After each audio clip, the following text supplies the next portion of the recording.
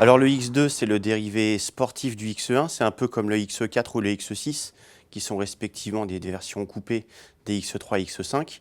Sauf que là, au lieu d'avoir un pavillon plongeant façon coupée, le X2, il a le droit à une carrosserie entièrement nouvelle. Donc non seulement il a un toit plus bas, mais il a aussi des éléments de carrosserie vraiment spécifiques. Toute la face avant est revue, le profil, les ailes arrière avec les petits logos BMW comme sur les coupés des années 60-70.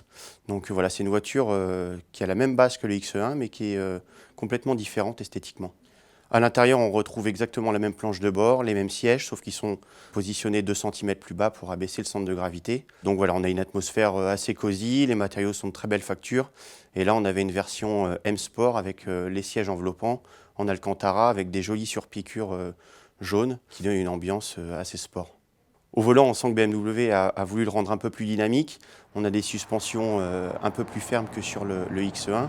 Et vu que le centre de gravité est abaissé, ça rend la voiture vraiment très agile dans les virages. Elle est vraiment assise, très efficace. Pour faire simple, on a rarement vu des SUV aussi sportifs dans les virages, hormis peut-être l'Alfa Romeo Stelvio, qui fait partie un peu des références dans le domaine. Sinon, en termes de motorisation, on retrouve les excellentes mécaniques des X1. Et là, en l'occurrence, on avait un 20D 190 chevaux avec une boîte automatique 8 rapports très douce. Donc l'ensemble est à la fois volontaire, puissant, performant et pas trop gourmand, puisqu'on a fait, lors de notre essai, moins de 7 litres au 100, ce qui est plutôt raisonnable pour une voiture de 190 chevaux.